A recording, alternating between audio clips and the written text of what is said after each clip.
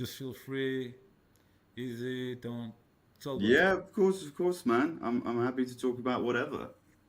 Um, Sorry, what we're talking about? My background? No, I'm not from stunts, man. I'm actually from film and from alternative medicine. Oh my God, But okay. yeah, but I was dreaming about building an action film festival in my second year in film school in Israel, No way. and I didn't know what to do. It was 2009. Holy shit, I'm old. And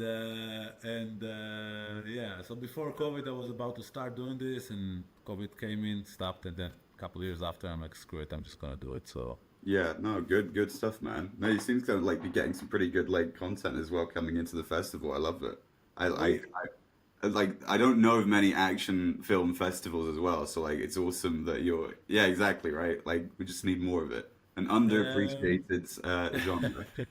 it's on the contrary, it's appreciated by viewers, but it's not appreciated by the acolytes of Yeah. festivals, events, prizes, that kind of stuff. So hopefully, I'll make a dent when it comes to that kind of stuff.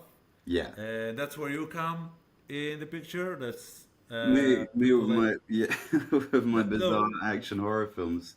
Hey. That's what they said about Alien. That's what they Mm. said about The Thing. That's what they said about I don't know what else. What else do we have? What else do we have? Help me out here. You gotta help me. Those are like some of those are like the big ones. Yeah, American Werewolf in London. They said the Dude, same about oh anything John Carpenter was yeah was yeah slammed at the like the start. vampire movie. What is that with the no with His Kiefer Sutherland with Kiefer Sutherland. vampire film with Keith Sutherland. Why have I gone? Wild Boy, something like that. It's I don't about remember now. it's a Damn gang it! of young kids, and they find out there's a gang of vampires, but nobody's believing them. It's not the one with James Woods as well, is it? No, it's not James Wood, it's somebody else. But Okay. yeah, it's like all I'm saying is Why am I? Oh, Lost Boys. Lost Boy. There you go. There you Right. go. There you go. We I found them. we should have been better at remembering that one. That's a pretty Come on, big man. It's classic. too Yeah. much information here. I But think yeah, that's what I'm saying. Like that's where you're coming because I think that we need weird horror action experiment because what I like about what you're doing is you play. And that's the thing. Listen, that's the thing I appreciate most in filmmakers that they come with a plan, but they want to play around. And it's like, okay, mm, this is the structure. Now let's see how we can move around it. And I think from what I've seen, what you've done, and what I foresee what you're going to be doing, it's clear that you love what you're doing and you're going to be playing. Before that, like, can you introduce yourself if you don't mind? yeah, of course. Yeah, sorry, we really just dived right into it. Yeah, I'm John Ferrer. I'm a director, sometimes writer director, but usually just director. And I seem to always be pulled back into doing action and stunts and stuff, which, my kind of like my day job as director seems to be music videos more so these days, and I'm in the middle of trying to develop a rom-com as well, but I keep Oh, coming back to action and horror like always, and do you, always with a bit of comedy. I like it silly. do you I don't love know. Carlito? Yeah, just like you're saying, fun and experimental is always kind of the way. I think that like fun and experimental as well is like when you're doing like action and stuff, and any kind of like small scale is the only way to really make it stand out because it's not like we can afford, pyrotechnics and any kind of car stunts or anything like that. We can only really do hand to hand combat, and the basic action stuff. And so all you can really do is be creative and weird and zany with that. So we always infuse it with monsters and just silly slapstick wherever possible. That's kind of how it always happens. But yeah, Well, I think you achieve it, and me and Marshall, our programmer director, he really loved your film, and he's like I we, was. we both loved your film, but he was like because he's also very horror type. He's a huge fan of Carpenter, and Was that Harry, the werewolf Harry, film? yeah, the one we screened at the festival last year. I We really it I was really it was appreciate that. it was great, man. It had all the fun elements of a project like that should have, and it had charm, it had humor, it was well made, very well used. The minimalistic usage of the what we see of the werewolves Yeah, itself, a big hairy. very very well done. And when I heard, sorry, when I heard that you're gonna be doing some more stuff, and then you sent me some other things that you've done. I'm like, yeah, yeah, this. I know it's always stupid what I do. That's it. That's the thing. Yeah, yeah, that's what I Thank said. you. That's really kind of you to say. I have such a weird relationship with Harry, the werewolf film that Oh, you're talking about, because it was such a weird genre blend. Obviously, it's like it's a rom-com werewolf horror comedy thing. There is no set festival for that basically, and so it was weird because it was a mix of it was probably the least successful film I've ever directed in terms of like festival outreach or anything like yes. that. Like it didn't really go anywhere, but the moment it was like online or any kind of like review magazines got hold of it, it ended up being like the most well-reviewed film I directed. It's I was like, really good, man. it just found a new life like afterwards online, which was really kind of nice because we put a lot of effort into that one, and then it It's really good. nowhere, and then it did It's go somewhere, but yeah, we never know what the outcome is going to be or how people are going to react. well, I know that you use that werewolf costume again. Yes, the werewolf, our sweet sweet Gary, he's back. He's Yeah. back in the next film that we're literally. Switzerland. His name's Gary. His name is I Gary. All right. yeah, it was just his character name, but I think it's become the werewolf's costume's name now. Yeah, he's back in our next film, The Milk Situation, which Yeah. is nearly Yeah. finished, which is as bizarre as the title suggests, I guess. But yeah, I can't wait to see it. I can't wait to see it. I can't wait to I see it finished. I hope Um, you like it's much more action how, orientated than the how, last few films. how did you get into filmmaking anyway?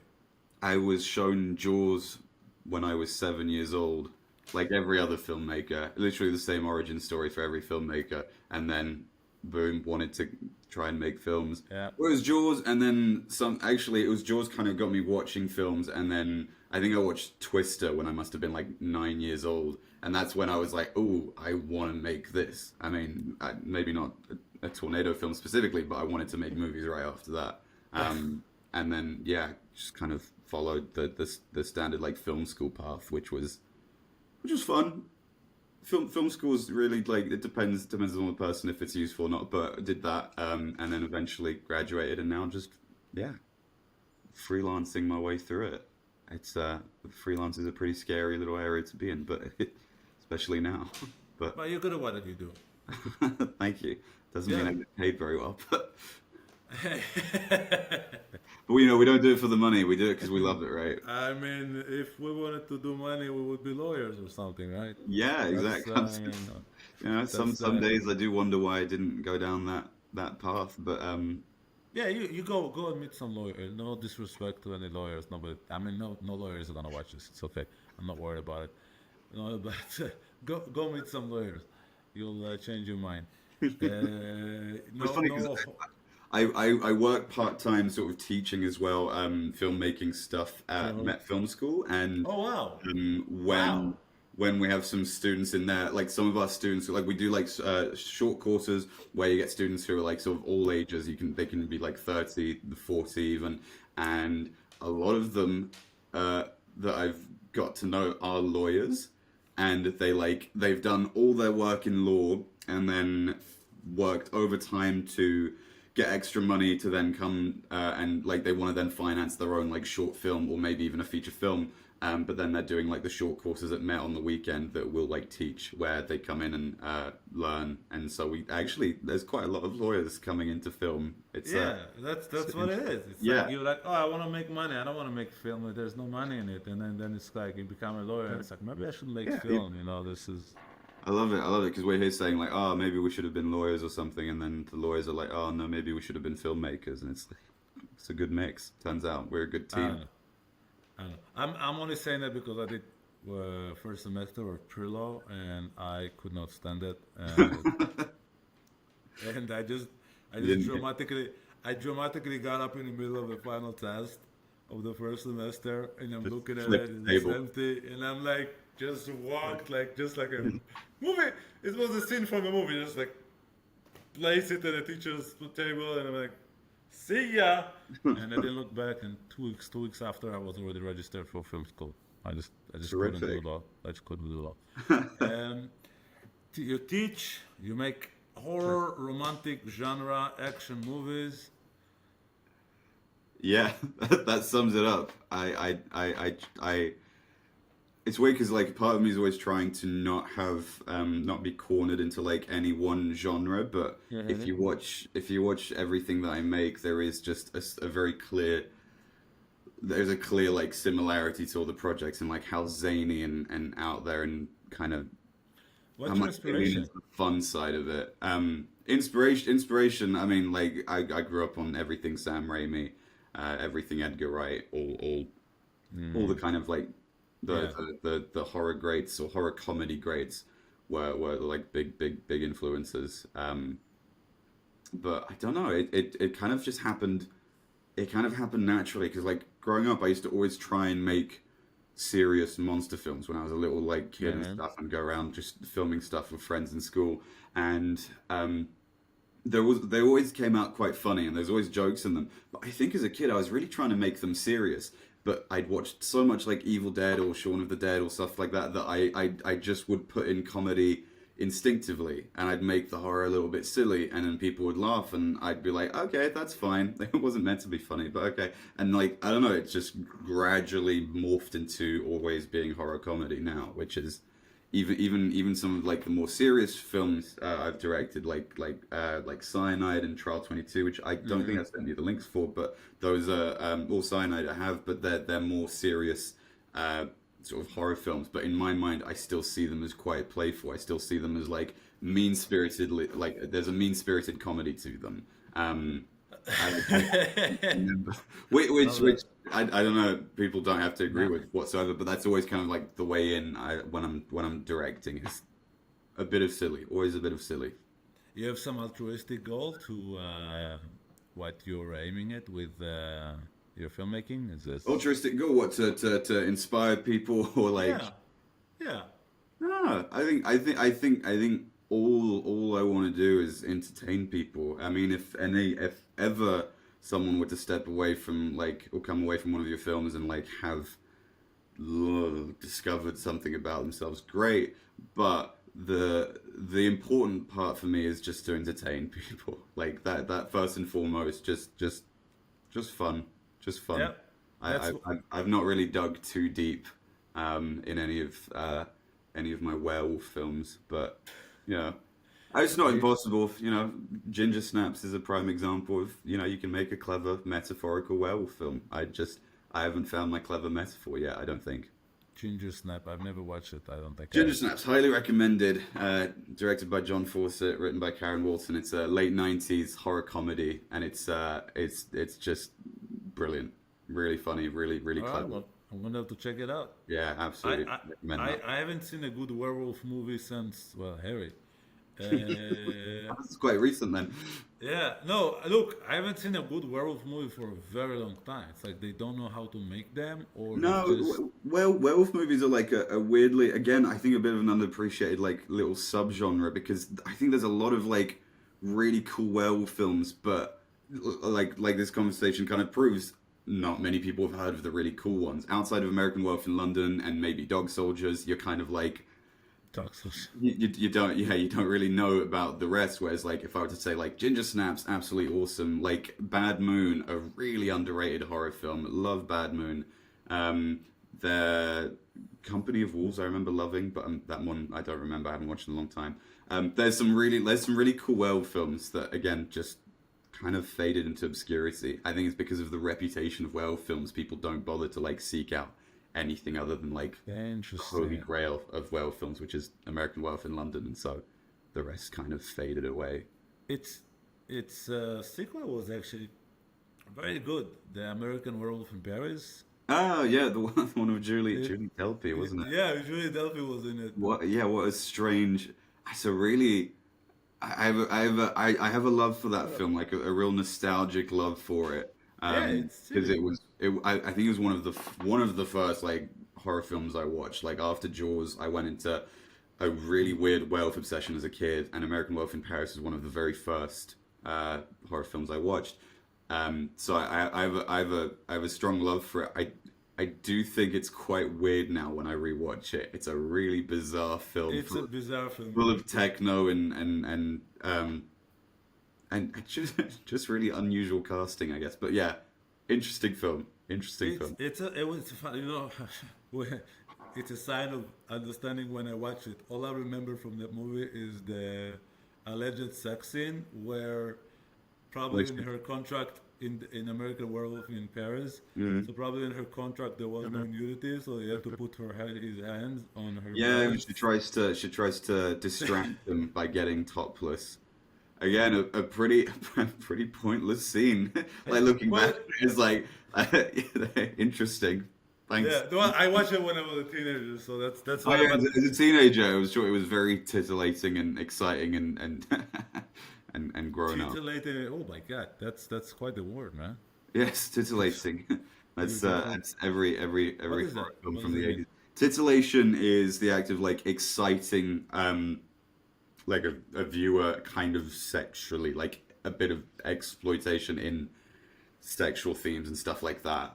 So a lot of Okay. slasher films are tittillating because they like to show a lot of nudity and sex scenes Yeah. as well as the gore. You know, that's that they're getting you excited in a sexual manner as well as a horror manner. So Are you gonna do that too in your future slasher no, movies? I've not, and it's weird because like I'm a stark defender of like sex scenes in film and stuff. Like I'm all for sex positivity and stuff like that. But I've not really had any stories that really like have lent themselves to titillation. Eh? I'm just thinking back now. No, I think we've generally avoided nudity in pretty much most our films. Yeah. Yeah, no, not really, not really. That, No, it's like it's like the way we do because like nudity and stuff very much was a staple of the slasher genre, but slasher films have really like evolved post Scream. It's like yeah. suddenly like sex and this whole people who have sex get killed off uh, trope just kind of faded away, and suddenly it was like people didn't really care as much about sex in films because we have the internet now. We can watch pornography. We don't need to go and watch a slasher film to see sex scenes. Whereas in the That's a 70s and good point. 80s, you kind of Yeah. need to see it. The only way to see sex would be in a film because it'd be much harder to access like pornography outside of like porn theaters and stuff like that. So I guess now you don't really need sex in horror films. You can kind of separate So them. that's why there are no more strip club scenes in every action movie. Yeah, there's really few. Like I'm just thinking back to it, like the last time we had like anything resembling like a strip scene that I can think of, just off the top of my head, and like just mainstream was like Death Proof, Tarantino film. There's Hey. like this whole lap dance sequence, which is Yeah, yeah. absolutely spectacular. But that, in my mind, is like the last of it. And that film was very much like 70s throwback. So it was like Yeah. trying to recreate that titillation. Arguably, I think it did it a bit more tastefully than some 70s films did. But like, it's, yeah, I don't know. I guess that is kind of disappearing in horror, at least mainstream horror. I don't know. Yeah, I I've not miss. really thought about this. I, It's a topic I'm not sure I'm the most equipped I to look into. dude, none of us is equipped to talk about anything. That's all. No, We with filmmakers, we have we nothing to offer. we Like, we can don't know what we're doing. we can shoot the shit about everything, but without having any knowledge about anything. Yeah, of course. Yeah, and you on top of that, being Jewish, and it's like it's a bit, we are the super saiyans of that. We are the super saiyans of talking about something without knowing anything. Yeah, yeah, yeah. Of course. Yeah, just dive in. Just Yeah, yeah, yeah. I know everything. What are you talking about? I'm from yes. that's good. That's a real filmmaker attitude. That's the whole creative industry is people speaking like they have good knowledge when all they've done is Yeah, gone to film school. You yeah. know, it's like that's And it's I know just nothing. it's part of it. Yeah, Yeah, yeah, it's like yeah. yeah, I know about science. I watched Interstellar. Like yeah, Yeah, yeah, yeah. Yes, it's yeah, chromosomes and atoms. Yeah, very yeah, good. Yeah, let's yeah. do this. Those big words, almost as big You as titillation. Yeah. What did you do before? Like you always did the film, or did you do anything before that? No, I've always sort of done film. I kind of my education when I went to college and university went straight into like media studies, media production studies, into film and TV production courses at Met Film School. So like there wasn't much leeway to do anything else.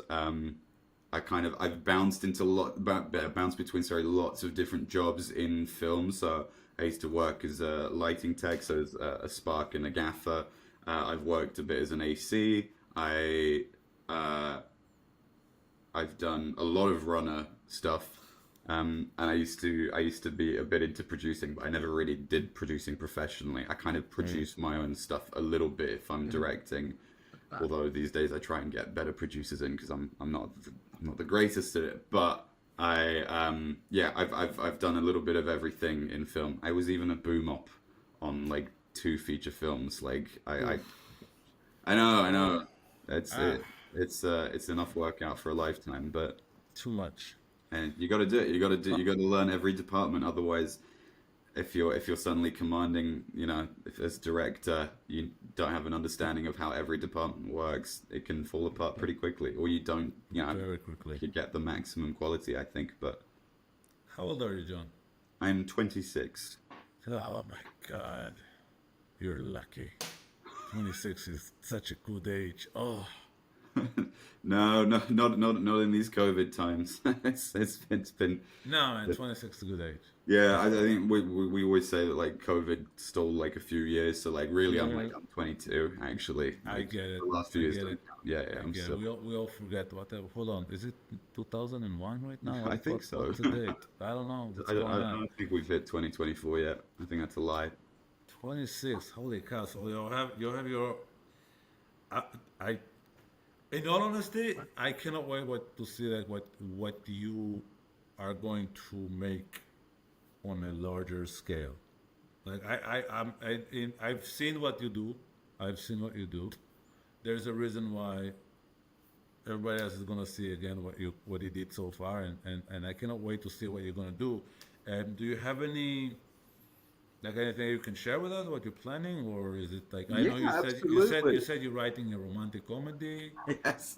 I'm actually meant to be away right now, but I'm gonna go tomorrow morning to meet my the actual writer. I'm director, but I'm helping a bit with the script. We've rented like an Airbnb to just lock ourselves away from the world a bit and just write for several days and try and get this feature film, which is a rom-com, ready. That's probably going to be my first feature as director, which is quite exciting. But yeah, it's a little while away. Like we never rush the script stages because you can't make something without a good script. It's like trying to build a house without a good blueprint. So True. we're doing that. We're trying to get started on developing a feature film version of Cyanide. Also in the same world as another short I did called Trial 22. So that is a big sort of action The horror. hallway. The hallway. Yeah, that one. That's part of it as well. So all these shorts we've recently made are all connected in the same sort of world, and we've made so many of these shorts that we've almost got like I think between 20 and 30 minutes of film, and it's kind of reached a point where we're like, why aren't we just trying to make this a feature? Yeah. If we've done this much, might as well make a feature now. I think we've got enough story and sort of practice to get it right. So those are kind of the two main things. Otherwise, I'm polishing up a few sort of action horror shorts. I'm co-directing an animated comedy short, which will hopefully be out What? towards the end of the year. That I'm really excited about. I've always wanted to like work with some animation. 2D, 3D. 2D animation, and I just always wanted to do it because like when you're working obviously on like such low budgets all the time, or no budgets in some cases, the freedom of imagination with animation is absolutely incredible. There is no limitations to what you can tell as a story, and It, that's been liberating. I needed that because it's been ah, been getting really tiring working with no budgets. But yeah. So that's kind of it for now. Two features in writing and a couple shorts in sort of post production. hopefully out in the coming months. We'll see. Animation. I can definitely hear what you're saying about animation. It's you're limited only by your imagination, Yeah. but also there is no limit due to the imagination. So you can get like so lost in it, and That, and yeah, I agree fully with that. My approach to this animation was that actually, initially, the concept was going to be live action, and there was just a few little details about it that made it a bit too difficult to do as live action. And then we Mhm. realized, oh, in animation, the laws of physics and stuff in animation don't matter, so you can get away with kind of anything. So we kind of it's a story that was meant to be live action, retweaked for animation, and my wonderful co-director and the animator of the film, Alice Geimer, who's absolutely amazing, is bringing all sorts of like her logic to this world, and it's really funny at the moment. I'm quite excited. I hope it's good. that's that's exciting. Animation is exciting, man. I that's one of so next year we're probably gonna have the segment for animation. Hopefully we get Oh yeah. a lot of people submitting because I think action in animation is one of the coolest things to do because we have stop motion as well this year, which is incredible. Like action is like Kobu like with the Spectacular.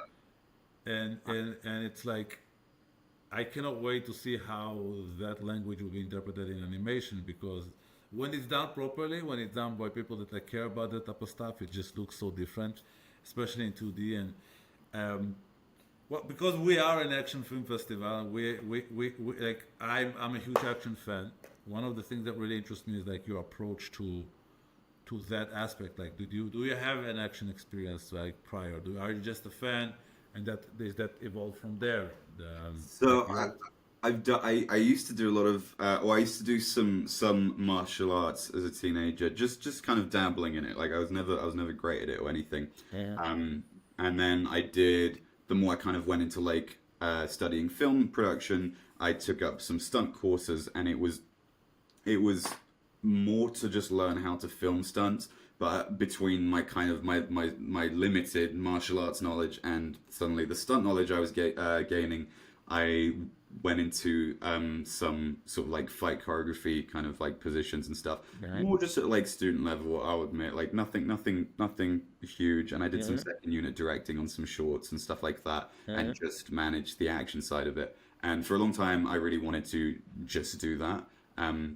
But I got very sick with long COVID basically over the last few years, and it knocked me down for, well, basically the last 2 years, nearly 2.5 years, and kind of coming back from that, I don't have the same physical energy. Like I wouldn't be able to choreograph. I've kind of forgotten most of my stunt training, and so I will often now work with all the wonderful fight choreographers and stunt coordinators I know, and they will manage it. I will still help, I'll get involved, but much less physically than I used to. For example, the film I directed, Cyanide, which is essentially just a short, basically fight scene wrapped in like a horror movie package. I did some choreography for that, but it was mostly our lead actor who choreographed it. But I still like was the camera operator for it, for example. I still stepped in to do that. Like I love to cam up my own action Okay.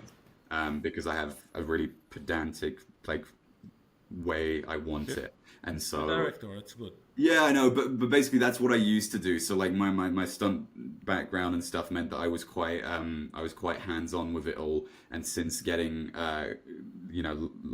unwell, basically, I've stepped away a bit from it because I'm now less hands on, and I don't like to do it as much if I can't be as Okay. hands on. That's starting to change now because the people I've been meeting over the years, the last 2 years, the new stunt performers and coordinators and stuff have been so fucking incredible that like I can now direct again knowing that they're gonna take care of it all basically, and I don't have to be pedantic. In fact, they're definitely better than I ever was when I was more in charge of the stunts. So like yeah, it's yeah, picking up again, but yeah, in short, yeah, my background was always kind of limited. I was meant to have more of a training in stunts, but I still know how to direct it. I think, I hope. So that's why I keep gravitating back towards action. that's kind of it sounds to me that like you just wanted to learn the language to communicate with like Yeah, yeah, yeah, it's like you just knowing how both how sides. like yeah both how choreographing and stuff with camera angles and stuff works. Like Yeah, there's a relationship there that takes a little bit of practice, and it does. yeah, It does a little bit, a lot. just a little bit, a lot. I Yeah, it's been I few used to years. do photography for a boxing gym, Oh, awesome. and one of the things that I learned there, especially about action, Mm. is that one of the hardest things to understand is anticipation, Mm. right? Like you like the camera work because you're like it's not pedantic, right? It's like you have anticipation to know. Okay, I know what the speed of the punch is gonna be. I Yeah, know where it's gonna move. I want to move with it. So when I used to do the photography, I used to know where the hand is going. That split second that where it stays yeah, and you can capture it without being blurry. Like you learn the anticipation and like that. I think that's the same thing with film. Like if you don't have that training to anticipate where it's gonna move, where it's gonna end, and and then you add that editing and everything yeah, else, you just kind of like it becomes weird.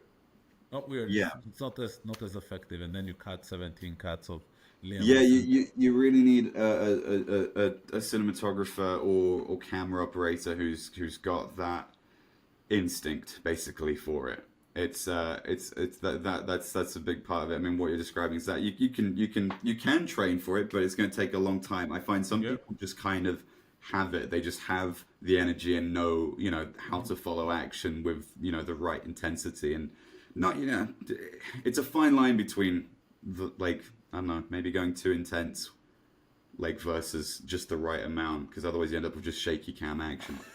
But like yeah, it's a lot in the camera operating, and people kind of forget that as well. Like it's not just the wonderful stunt performers. There's also a very sweaty camera operator who's running around carrying this usually beast of a camera for hours at a time. And the really stressful thing for the camera operator is these stunt performers will be rehearsing and rehearsing and rehearsing, and once they're ready to go for a take, it's okay if a stunt performer, doesn't quite hit their mark, we'll go again.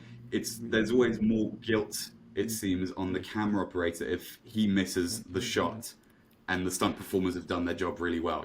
So there's an okay, immense pressure. If you've got to film someone flying out a window and you get one take at it and the camera operator misses it, that's yeah. it's quite I mean, it's more stressful than I think it gets a credit for. Basically, not to the diminish how much maybe more dangerous stunts can be, but like there's a lot happening with the cinematographer slash camera operator that I think isn't talked about very often. But yeah, yeah, I guess that's why Sam Hargrave's DOP is his own stuff. Have you seen him on the roof of the car, chase on the chase scenes? In they say Roger Deakins. Sam Hargraves. So Sam Sam Hunt. Hargraves directed the Netflix movie with the guy who played Thor, Chris Hemsworth. Oh, is that Yeah, we're the not fingers. we're not doing great with remembering No, film no, titles. No. these days we have finger snap movies, Yeah, finger that's snap characters. We don't know. We don't know. Anyway, we know um, what you. yeah. Yeah, The Chris Hemsworth yeah. Extraction, right? Extraction. So Yeah. he was on the first one. He was on the roof of the jeep, holding the Mm. camera and like doing the whole chase scene and like bunch of other stuff. So it's kind of like you like you said, you have to have that like the microsecond that like the Yeah. difference between then like like that those things. You have that in your movies as well, just saying. Oh, I appreciate that. Yeah, it's Yeah. I think I developed that confidence because I started quite big with some friends when we were still quite new to it. I think we might have been in college at the time. We built this. We were doing a horror film, a very bizarre horror film. Won't get too much into it, but there was a sequence where someone had to be thrown through a table, and we built this table from balsa wood and sugar glass so it would smash easily and they could fly through it. But we had only one take with this because we couldn't afford more. Well, sugar glass and balsa wood is very expensive, so we had one Mhm. take, and I learned very quickly, again, how much pressure is on the cameras because we'd set up three cameras. We had two people camera operating either side to capture this moment he flies through the table. And I'd set them up so they get a very wide shot of it so that if anything goes wrong, Yeah. for the main camera, which is going to be mine, which I'm going to fall back with the actor through the table and basically be in the stunt with it. Um, if my shot doesn't work, they will at least capture it. They both missed the shot, our one take shot, but my camera, which was like the very stupidly ambitious shot, managed by some miracle to capture all of it. Like we went through the table with the actor, it was awesome. It had real kind of Sam Raimi energy, wide angle camera lens falling onto the ground with the actor, and it was kind of after that I realized, oh, you just go for it and you hope it works sometimes because everyone around afterwards said that they missed the shot because they got nervous, and so you just kind of like you have to not overthink it and you have to be really confident when you're camera operating action. Yeah, a weird Yeah, one. but I've never actually discussed this aspect of it, but it's yeah, it's quite difficult. It's fun though. it's is there any way to like get better at it though? From your experience? I mean, like, practice makes perfect. Just keep doing it. I think is the main thing. But I would say, I don't know. Try some starting ambitious. Apparently helped me. So like, film someone smashing through a table, falling through a table, and fall with them, and make it a really elaborate shot. And if it works, then you've got it. If it doesn't, keep practicing. Yeah, and if it doesn't, don't beat yourself up. It Yeah, happens. no, no, don't. You'll probably already be quite beaten up from the physicality of it anyway. So there's no time to do that. Um, from our end, we cannot wait to see more of your stuff. Just so you know, John. But um, one of the things up for me personally, one of my favorite questions are, what is the most obscure favorite action movie you know? Favorite obscure action movie? Favorite obscure action, Okay. like some Yeah, weird ass yeah, yeah, yeah. Oh no, no, middle I'm just 3 a.m. 3 a.m. VHS tape type quality, some, and you're just like watching. It's like, what the hell? Okay. I always go back to a film. This was around like 2012, 2013. I might have got the date wrong. A Japanese action film called Gun Woman.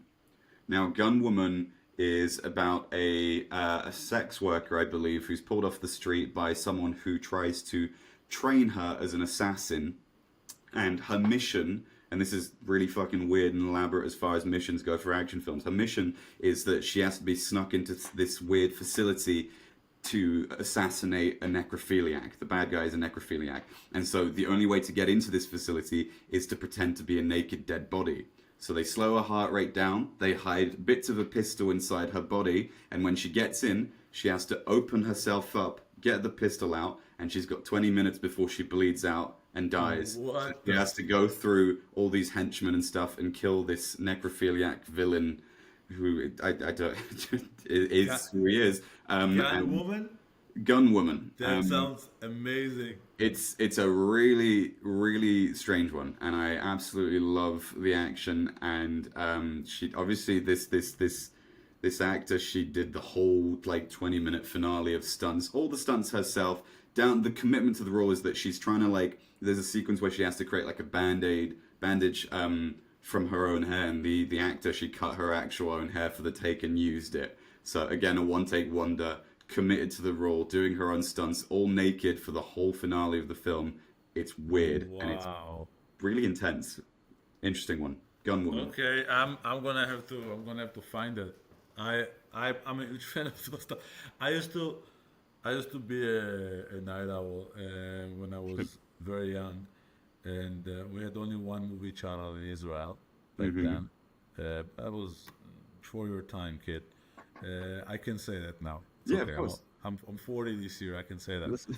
Um, and I used to just like watch, and I was young, I was a teenager. I'm like, I'll watch something they're probably gonna be tits, and and then you just get to watch some weird gems, Yeah.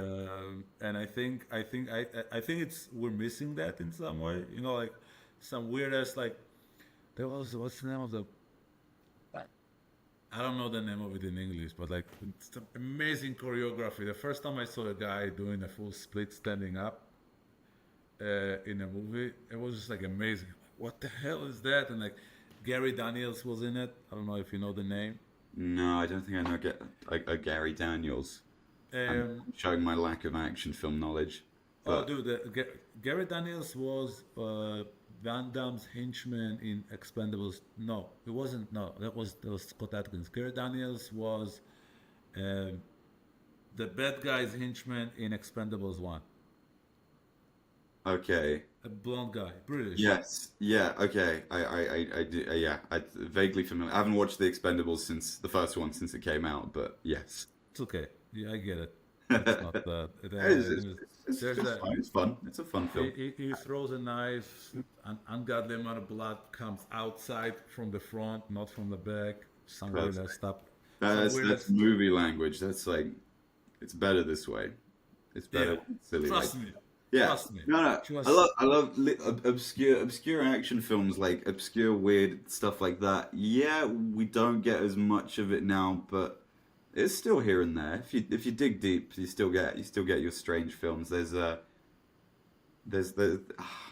trying to think now, but like I'm always going around to like going at Fright Fest and stuff like that, and these horror film festivals just to catch the strange obscure horrors and stuff that otherwise you might not hear of. But there's still some good stuff. You just have to dig deeper for it now. You know, it's not. Yeah. Too deep. It's harder to stumble upon it on a TV channel late night. Basically, you don't get that anymore. The equivalent of that is maybe Netflix has something weird and you're scrolling and by chance you find it. But you know, people don't really watch stuff on Netflix. They spend all their time scrolling, so you might not watch it. I don't know. I miss I'm filled up with nostalgia when I think about it, and I think that's also something that's missing for the action stuff. So especially for like the type of movies like the type of movies that you make, which is kind of like obscure mishmash of bunch of genres, and everybody wants to be linear, right? Binary. Yeah. Either Yeah. you this or this, right? You cannot be more Yeah. than one thing, maybe two things, and then in the past you can It's such a experiment and shame play as around. well. Yeah. Like I don't get why that's still the case in so many like corners of the industry and like for festivals they like you say a binary clear genre, a defined kind of like film for the most part. Someone in the house is yelling at me. Yes, I heard. I'm gonna see if they burst in. I hope they I'm don't gonna. say anything inappropriate. Um, the I'm nervous now. Uh, oh yeah, so the no in terms of like I've forgotten what I was saying. Fuck it. You were talking about the binary attitude Right, of yes. Oh, okay, brilliant. Thank you. Yes, I was talking about that. No, so like we take like all those genre mishmash films like Shaun of the Dead, Everything Everywhere All at Once, What We Do in the Shadows. Pretty much all of these like genre mishmash films have been brilliantly received critical hits because when you mix genres, there's a little bit of everything for everyone. And I still don't get why it's not more popular. Like whenever a film like that happens, people love it. It's always Well, great there you fun. go. That's your mission. But yeah, I'll try. But It's your, yeah, it's a big mission, but I can give it a go. it's not that big. You're gonna make it. Look, John, like it's clear that you know what you're doing. It's clear you love what you're doing. It's clear that you're aiming high. It's clear that there's no other path besides success for you. Thank you. So now you're gonna have to go and make me a profit by saying all these words. But yes, yes, I'm putting that on you. What I, but again, I cannot stress enough like the simplicity and yet the depth of the things that you do. is not very easy to it's not very easy to stumble on, especially if you're 26. That's very reassuring because I know that means that like there's a good generation coming up that's going to be making cool stuff, and we want to support you in any way we can. I want to support you in any way I can. I really love what you're doing. Thank you. In all honesty, this is this is the best part about what we started with Crank is to engage with people that don't usually get the proper exposure to the larger audience with their stuff, and then they get exposure. It's like everybody's like, "Holy shit! Where the hell has this been hiding? Where the hell this guy has been hiding? Where this project has been hiding?" And the last 2 years, that's what we've been experiencing. People just coming in and say, "I did not believe that these Yeah. type of movies are made," and it's just so refreshing. And talking to people like you and many other film directors, young film directors, they're just like, just like, screw it, I'm just gonna play around and do something dumb and silly or stupid or deep or whatever. Yeah. And just and creating a space for them is it's it's our privilege to have the ability to showcase your work, and we cannot wait for much more. And where can people find your stuff? Well, firstly, thank you very much. It's a lot of high praise. It's a lot to live up to, but I appreciate it. I will do my You're best. gonna make me a prophet, I'm telling you. Okay. Where can people find me? Usually on Instagram. That's kind of my main social media. At John Ferrer Films. I kind of post everything there, and when the films come out, there's always a link to them through my Instagram. I'd say Twitter, but I don't really use Twitter /X. But X. no one actually calls it X. Stupid name. Yeah. Who?